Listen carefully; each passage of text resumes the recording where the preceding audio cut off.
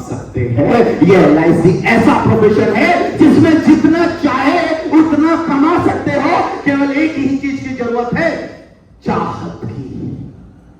चाहे शब्द बहुत इंपॉर्टेंट है। चाहे, जितना चाहे। अगर चाहा ही नहीं तो क्या मिलेगा? चाहेगा कौन? आप। मिले देगा कौन? LIC of India. चाहना किसे पड़ेगा? आपको पड़ेगा। और सिंपल, ये LIC एजेंट की फर्स्ट ईयर प्रीमियम इनकम है, केवल फर्स्ट ईयर प्रीमियम इनकम है। एक साल का जो प्रीमियम है उससे कितनी कमाई हो सकती है ये आपके सामने है। आगे आते हैं, अगर इसमें रिन्यूअल इनकम भी जोड़ दी जाए, रिन्यूअल इनकम, तो एक LIC एजेंट कितना कमाता है उसके बारे में बात कर लें। यहां पे सामने है Bharat Parik. FP income 2 crore, renewal income 6 crore, annual income 8 crore. लेकिन इसके साथ क्या है कि इसने अपने घर में कई पॉलिसियों में डिस्ट्रीब्यूट किया हुआ है। अब इसकी और भी फिगर बताऊंगा। बगल में यहां पे पी श्रीनिवासन, ये कहां से है? नागपुर से। ये पी श्रीनिवासन कहां से है? कोयंबटूर से। कितना कमाते हैं साल में? 12 करोड़। 12 करोड़। कितना? 12 करोड़। अभी आप बताओ, आपके शहर के डिस्ट्रिक्ट मजिस्ट्रेट की इनकम कितनी, सैलरी कितनी? क्या 12 करोड़ हो सकती है? बड़े से बड़ा अधिकारी की सैलरी कितनी हो सकती है? क्या कभी 12 करोड़ एक साल का कमा सकता है? नहीं। लेकिन एक LIC एजेंट की कीमत है, एक LIC एजेंट की इनकम है 12 करोड़ रुपए साल की। क्योंकि भगवान ने उसको एक ऐसा मौका दिया है कि जितना चाहे उतना कमाओ। आज आप उसी प्रोफेशन में आए हो, जितना चाहते हो उतना पैसा कमा सकते हो। आज आपके पास मौका है। ये वो प्रोफेशन है जितना चाहे उतना पैसा कमाया जा सकता है। यहां पे बहुत सारी फिगर्स है कितना पैसा कमाया जा सकता है। एक नहीं, एक ढूंढो, 1000 मिसालें मिलेगी। सिर्फ LIC से पैसा कमाया जा सकता है। इन्होंने सिर्फ LIC बेची है, कोई प्रॉपर्टी का धंधा और 2 नंबर का धंधा नहीं किया। इन्होंने सिर्फ LIC बेची है और LIC बेच के 12 करोड़ रुपए साल का 1 नंबर की इनकम कमाई है। आगे आते हैं। ये तो हुआ एक्चुअल इनकम, इंडिविजुअल इनकम। अब आपकी स्क्रीन पे एक एजेंट है, एजेंट जिसका LIC से जो कमाया हुआ टोटल नेटवर्थ है ना, वो 400 करोड़ रुपया है। पूरी फैमिली इनकम जो इसकी है, जो इसने अपनी एजेंसी में डिस्ट्रीब्यूट कर दिया, इसको बोलते हैं भारत का नंबर 1 एजेंट। इसकी टोटल एसेट कितना है, टोटल इनकम कितनी है, वो भी LIC से। सिर्फ LIC बेच के उसने 400 करोड़ रुपए का एसेट बनाया है। 400 करोड़ रुपया। अब सोच के देखो, 4 के आगे कितने जीरो लगे। एक LIC एजेंट की इनकम है, कोई धरती से चांद की दूरी नहीं बता रहा हूं, ये 400 करोड़ रुपए इनकम है, पैसा कमाया है। किसने? LIC एजेंट ने, जो आप हो, आप ही का भाई है। वही पॉलिसी बेचता है जो आप बेचते हो। एक एजेंट 400 करोड़ रुपया कमा रहा है। और हम कितना कमा रहे हैं, कितना कमाना चाहते हैं, आप डिसाइड करो खुद से। खुद से कितना कमाना चाहते हो, कितना कमाना चाहते हो, डिसीजन खुद से लो। कितना कमाना है, खुद से सोचो कितना कमाना है। खुद से सोचो, खुद से पूछो, खुद को जवाब दो, कितना कमाना चाहते हो। स्क्रीन पे आपके सामने आ रहा है रकम, कितना कमा सकते हो, कितना कमाना चाहते हो आप।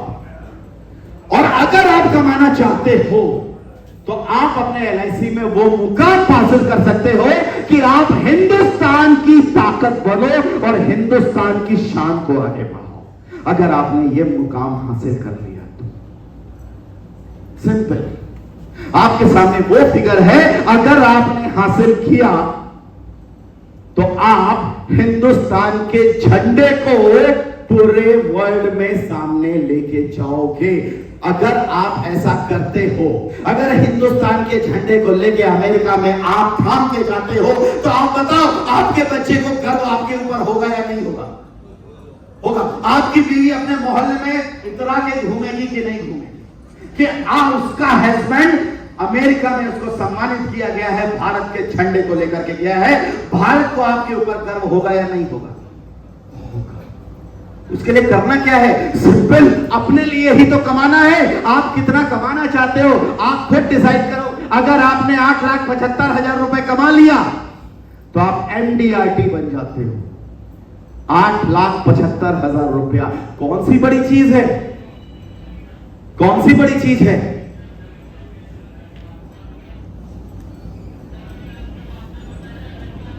सिंपल 80,000 रुपया या इससे ज्यादा कुछ, महीने का 80,000 रुपया, इतना ही तो कमाना है। और इतना कमाना कोई बड़ी चीज नहीं है। लेकिन अगर आपने MDRT कर लिया, MDRT का मतलब जानते हो क्या? $1 मिलियन राउंड टेबल। समझ में आया उन्होंने क्या बोला? अंग्रेजी में बोला $1 मिलियन। ना हम डॉलर जानते हैं ना राउंड टेबल पे कभी बैठे, लेकिन सिंपल इतना समझो, MDRT का एक ही मतलब होता है, MDRT। MDRT का मतलब मैं दौलतमंद रहूंगा 3 पीढ़ियों तक। मैं दौलतमंद रहूंगा 3 पीढ़ियों तक, इसके अलावा और कोई मतलब नहीं। बात समझ में आई या नहीं आई? $1 मिलियन के लिए मत करो, लेकिन अपनी जनरेशन के लिए तो करो, अपने बच्चे के लिए तो करो, अपने बच्चे के बच्चे के लिए तो कर सकते हैं कि नहीं कर सकते हैं? MDRT अपने कागज में अपने घर में लिख लो। क्या मुझे MDRT करना है? क्या करना है? MDRT मतलब क्या? मैं दौलतमंद रहूंगा 3 पीढ़ियों तक। अगर मेरे बच्चे को भी किसी चीज को खरीदने के लिए सोचना ना पड़े, मेरे बच्चे के बच्चे को भी अपनी ख्वाहिश को मारना ना पड़े, इसके लिए मैं MDRT करूंगा। MDRT का मतलब मैं दौलतमंद रहूंगा 3 पीढ़ियों तक। किसी ने कहा है गरीब पैदा होना कोई गुनाह नहीं है, लेकिन गरीब मर जाना सबसे बड़ा गुनाह है। बात समझ में आई है नहीं आई? गरीब तो हर इंसान पैदा होता है, नंगा ही पैदा होता है, बिना कपड़ों के, कुछ नहीं उसके पास। लेकिन यहां पे गरीब रहना उसके ऊपर डिसाइड करता है वो कैसे जी रहा है और वो कैसे मर रहा है। आप गरीब पैदा हो इसमें कोई प्रॉब्लम नहीं, लेकिन आप गरीब मर रहे हो इसमें सिर्फ और सिर्फ आपकी गलती है, इसमें सिर्फ आपकी ही कमजोरी है। क्योंकि भगवान ने आपको मौका दिया, भगवान ने आपको 2 हाथ 2 पैर 2 आंख 1 नाक सब कुछ दिया, उसके बाद भी आप पैसा कमाने से चूक गए। MDRT के बारे में मैं और भी बताता हूं, लेकिन आप सिंपल समझो, क्या आप दौलतमंद रहना चाहते हो? ये सवाल आपसे, बोलिए यस। क्योंकि मेरे गला फाड़ने से कोई मतलब नहीं है। मैं आपको आज बहुत सारी चीजें बताने के लिए आया हूं, बहुत सारे काम करने के तरीके बताऊंगा, बहुत सारी सेल्स टेक्निक बताऊंगा, लेकिन मेरी बातों का कोई मतलब नहीं बनता अगर आप चाहते ही नहीं हो तो। बस मेरा यही सवाल है, क्या आप सच में चाहते हो पैसा कमाना? सच में? हवा भी नहीं आया। चाहते हो? चाहते हो पैसा कमाना? चाहते हो? एक बार आप अपनी कुर्सियों से खड़े हो जाएं, एक बार अपने बगल वाले के हाथ से हाथ मिलाएं और इस तरह से मिलाएं कि मैंने MDRT कर लिया। बिल्कुल बगल वाले से हाथ मिलाएं, शेक हैंड करें, बगल वाले को शेक हैंड करें, ठीक है? आप एक दूसरे का हाथ ऊपर करें, हाथ ऊपर करें। मैं 2024 में MDRT करने का पूरी कोशिश करूंगा। मैंने कोशिश की ही बात की, करने की बात नहीं की, कोशिश की, और मुझे यकीन है अगर आपने कोशिश की तो 100% पूरी होगी। थैंक यू, बैठ जाइए। अगर आपने कोशिश की तो वो 100% पूरी होगी। अभी सिंपल होती कैसे ये MDRT 24, इसके बारे में हम लोग बात करेंगे। बहुत आसान है, सबसे आसान काम है MDRT 24 में क्वालिफाई करना, ज्यादा कुछ करना ही नहीं। फिर MDRT से COT, COT से TOTs। मेरा नाम तरुण ओझा है। मैं पिछले 23 सालों से LIC फील्ड वर्कर्स और LIC एजेंट्स के बीच में काम कर रहा हूं, और सेल्स को कैसे किया जाए, कैसे अपने प्रोडक्ट को दूसरों को समझाया जाए। LIC प्लान्स और इंश्योरेंस प्लान पूरे हिंदुस्तान में जितने भी insurance plan, not only Hindustan बल्कि नेपाल में भी मुझे बार बार बुलाया जाता है उनके प्रोडक्ट पर रिसर्च करने के लिए, क्योंकि वहां पे बैंक का इंटरेस्ट रेट 13.5% है नेपाल में। वहां पे इंश्योरेंस बेचना बहुत मुश्किल है, इन्वेस्टमेंट के लिए नहीं दिखता। वहां पे भी मुझे बुलाया जाता है एनालिसिस करने के लिए, प्रोडक्ट एनालिसिस। आज मैं आपको बहुत सारे तरीके बताऊंगा कि किस तरह से आप अपने प्रोडक्ट को सेलेबल बना सकते हैं, ठीक है। लेकिन सिर्फ उसका फायदा तभी होगा कि चाहत तो आपकी चाहिए। चीजें मैं दूंगा, टूल्स मैं दूंगा, हथियार मैं दूंगा, लेकिन अगर आपने चाह लिया कि मुझे MDRT करना है, मुझे पैसा कमाना है अपने बच्चों के लिए, तो गारंटी देता हूं मैं आपके साथ हूं। बोले यस यस। आगे आते हैं। आपके स्क्रीन में एक तस्वीर है। ये क्रिकेट में कदम लिया था 16 साल की उम्र में। क्या तब इसे मालूम था कि ये क्रिकेट का भगवान होगा? क्या किसी ने सोचा था कि एक दिन ये बड़ा होकर क्रिकेट का भगवान बनेगा? नहीं, कोई नहीं जानता था कि ये क्या कर सकता है। और जब इसको लिया गया था तो इसके बहुत सारे आलोचक थे, लेकिन इसकी जो ये स्कोर बोर्ड है ना, ये अपने आप में सारी कहानी बोल देता है, इसके बारे में बताने की जरूरत ही नहीं। लेकिन मैं कुछ और बताना चाहता हूं। जब ये क्रिकेट में आया था, इसके गुरु इसको लेके आए थे रमाकांत आचरेकर, शायद आप जानते होंगे। उस समय 2 और बच्चे आए थे। कौन कौन? ठीक है, साथ में एक आया था विनोद कांबली। क्या वो खराब प्लेयर था? मैं आज की डेट में सबसे अच्छा प्लेयर विनोद कांबली को मानता हूं।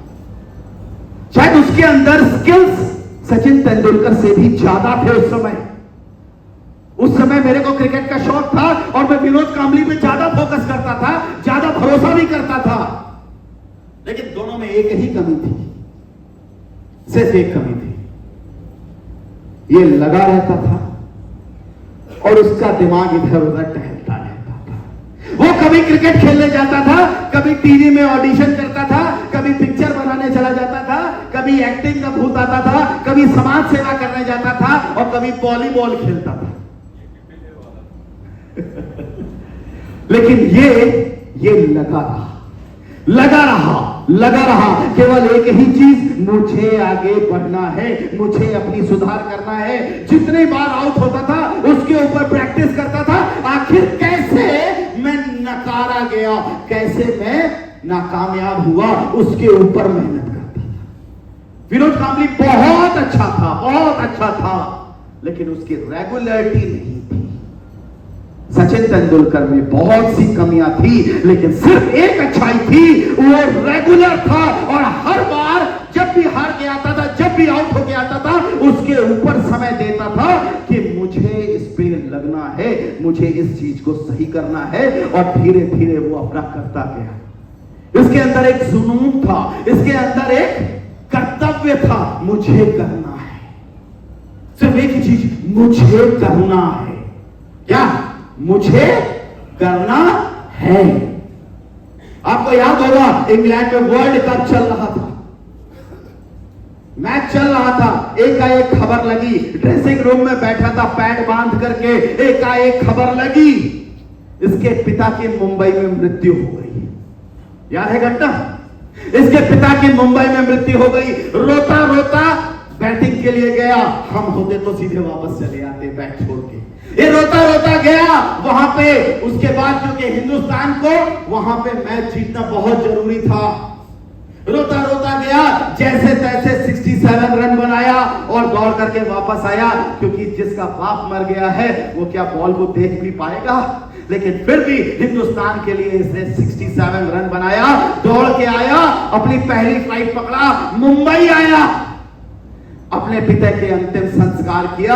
अंतिम संस्कार करने के बाद फिर से पहली फ्लाइट पकड़ा, मुंबई में केवल 4 घंटा रहा। 14 घंटे की फ्लाइट लिया था, 4 घंटे मुंबई में लिया अपने पिता के अंतिम संस्कार किया, फिर वापस गया क्योंकि हिंदुस्तान को अगला मैच खेलना था और सचिन के ऊपर ही भरोसा किया जा सकता था। उसके बाद उसने अगले मैच में सेंचुरी मारी और बोला यह सेंचुरी मेरे पिता के लिए। अब बताओ, क्या उस पिता को अपने बेटे पे गर्व होगा या नहीं होगा? क्या उसके रिश्तेदारों को उस पर गर्व होगा कि नहीं होगा? क्या इस देश को सचिन के ऊपर गर्व होगा कि नहीं होगा? हमारे घर में जब किसी की डेथ हो जाती है तो हम 1 महीने तक काम छोड़ देते हैं। क्यों? हमारे घर वाले क्या कहेंगे, हमारे रिश्तेदार क्या कहेंगे। अब सिंपल, आप बताओ, इसको क्या गर्व नहीं है? इसके घर वालों को क्या इसके ऊपर गर्व नहीं है? कर्तव्य जो करता है उसके ऊपर गर्व होता है, जो नकारा बैठा रहता है उसके ऊपर कोई भी गर्व नहीं करता। मेरी बात समझ में आई या नहीं है? इसकी एक बेटी है, उसका नाम है सारा। जब वो पैदा होने वाली थी, आज से करीब 17 साल पहले, जब वो पैदा होने वाली थी, इन्होंने हॉस्पिटल में एक बहुत बढ़िया आलीशान रूम लिया हुआ था, वहां रहते थे।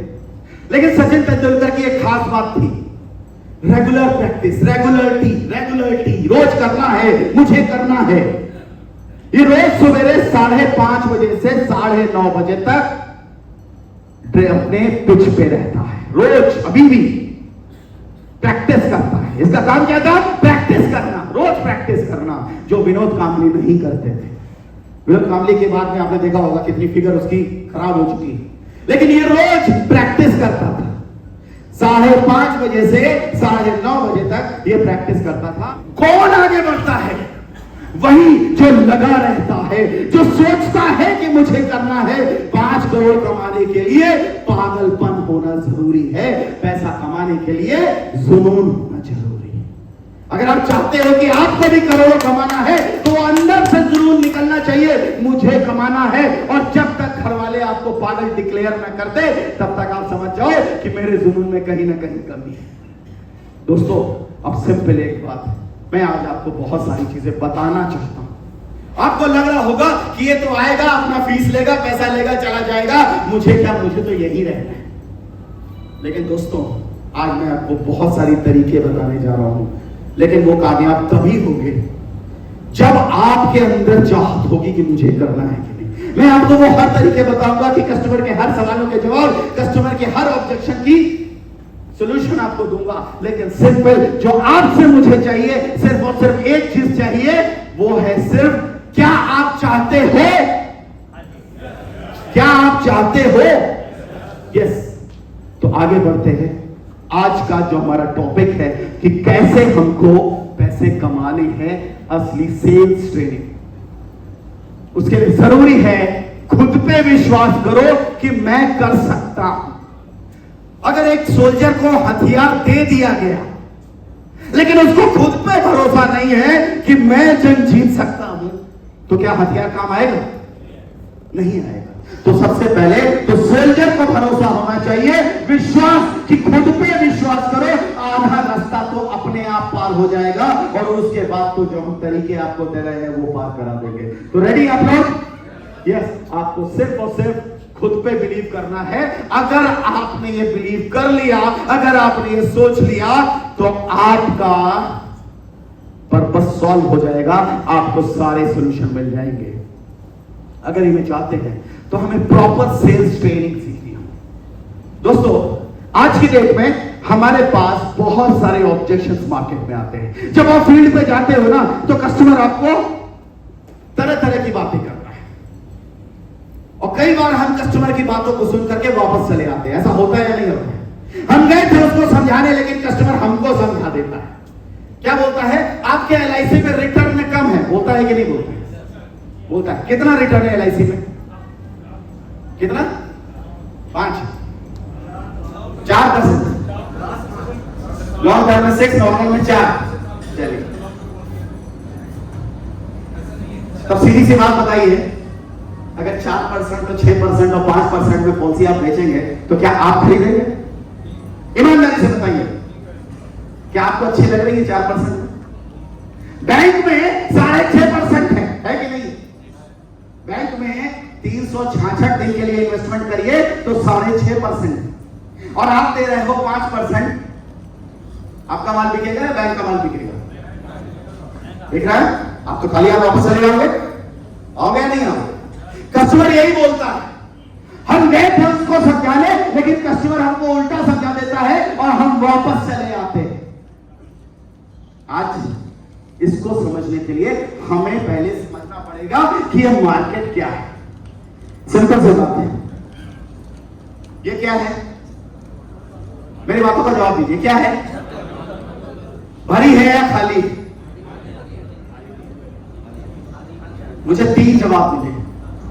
कुछ ने बोला भरी है, कुछ ने बोला खाली है, कुछ ने बोला आधी भरी है, कुछ ने बोला आधी खाली।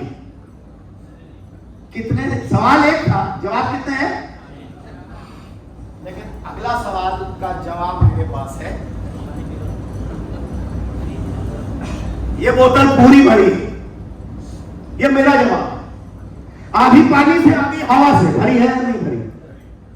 समझ रहे हैं आप? एक कहावत है, तुलसीदास जी ने कहा है, जाकी रही भावना जैसी, प्रभु देखे दिन मूरत ऐसी। बात समझ में आई या नहीं आई? आप जिस भावना से चीजों को दिखाना चाहते हो, चीजें वैसी ही होती हैं। आज मैं आपको प्रॉपर सेल्स ट्रेनिंग दिखाने जा रहा हूं। प्रॉपर सेल्स क्या होती है, किसे कहते हैं सेल्स? आपको पता है, आपके कंपटीशन में पॉलिसी बाजार जो टीवी में आके बोलता है 1 करोड़ का बीमा 400 रुपए में, बोलता है कि नहीं बोलता है? कस्टमर के दिमाग में घुसता है कि नहीं घुसता है? अभी बताओ, अगर 400 रुपए में 1 करोड़ का बीमा मिलेगा तो आपका माल बिकेगा क्या? सीधी सी बात है, कौन खरीदेगा? नहीं खरीदेगा। अभी आप जाके बेचते हो अपनी पॉलिसी, क्या 400 रुपए में 1 करोड़ दे सकते हो? इम्पॉसिबल है। अगर आप टर्म इंश्योरेंस भी दोगे तो आप 400 रुपए में तो नहीं दे सकते हो, कम से कम आपको 30-40 हजार रुपए देना पड़ेगा। ठीक है? हम कई बार कस्टमर के सामने जाते हैं, कस्टमर हमसे बोलता है मैं तो एसआईपी करूंगा, म्यूचुअल फंड में डालूंगा, वहां पे मुझे 15% का रिटर्न मिल रहा है। कितना? 15%। अभी आप बोलोगे सर हम तो 5.5% देते हैं, 6% देते हैं, 6.5% देते हैं। अट्रैक्ट कर रहा है आपको? क्या होगा? ठीक है सर, उसमें गारंटी नहीं है, बोलेंगे ना, उसमें गारंटी नहीं है। कैसे बोलेंगे ठीक है गारंटी नहीं है तो मैं एसबीआई में ले लूंगा, उसमें तो गारंटी 6.5% है या नहीं? सर हमारे में रिस्क कवरेज मिलेगा, ठीक है पॉलिसी बाजार से ले लूंगा, 400 रुपए में 1 करोड़ मिलता है, रिस्क कवरेज मिलता है। हर चीज का जवाब कस्टमर के पास है। हम क्या बोलते हैं फिर? ज्यादा से ज्यादा यही होता है, हम उल्टे पाव वहां से वापस चले जाते हैं। ऐसा हो रहा है या नहीं हो रहा है? हो रहा है। लेकिन माय डियर फ्रेंड्स, ये जो आपके कंपटीशन में लोग हैं ना, ये बड़े बड़े एमबीए लोग हैं, बड़े बड़े एमबीए। एमबीए समझते हैं आप लोग? एमबीए जानते हैं? अच्छा आप में से कोई एमबीए है क्या? है कोई? नहीं। लेकिन ये लोग एमबीए करके आते हैं, पॉलिसी बाजार वाले, प्राइवेट इंश्योरेंस वाले, बैंक मैनेजर। आपका कंपटीशन बैंक है कि नहीं है? कस्टमर को डायरेक्ट अप्रोच करता है, और बैंक मैनेजर एमबीए करके आता है। सारे एमबीए वाले लोग होते हैं। एमबीए का मतलब जानते हैं? एमबीए नाम सुना है आपने कि नहीं? क्या होता है एमबीए? ये क्या है अंग्रेजी में बताते हो आप लोग? ये कुछ नहीं होता। एमबीए में मास्टर वोस्टर कुछ नहीं होता। इनका एमबीए एक ही होता है, माल बेच के आओ, माल बेच के आओ। इनको केवल एक ही ट्रेनिंग दी जाती है, एमबीए, माल बेच के आओ, बस और कुछ नहीं। अब आप बताओ मेरे साथ एमबीए करोगे कि नहीं करोगे? माल बेचने की ट्रेनिंग करनी है कि नहीं करनी? एमबीए, माल बेच के आओ। अब मैं आपको एक एक चीज दिखाऊंगा, माल बिकता कैसे है। माल बेचना आना चाहिए। और मैं आपको यह भी बता दूं, मैं जो आपको आज आप बताने जा रहा हूं, ये पूरे हिंदुस्तान के किसी भी एटीसी, डीटीसी, एसटीसी और जेडटीसी में कोई नहीं बताने वाला है। मैं आपको एक्चुअल सेल्स ट्रेनिंग देने जा रहा हूं। एक एक चीज, मार्केट की चीजों को आपको बताने जा रहा हूं कि माल बिकता कैसे है।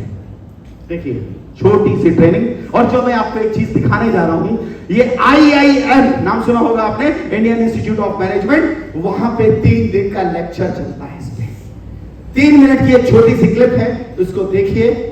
आज आपको बहुत सारी चीजें बताऊंगा।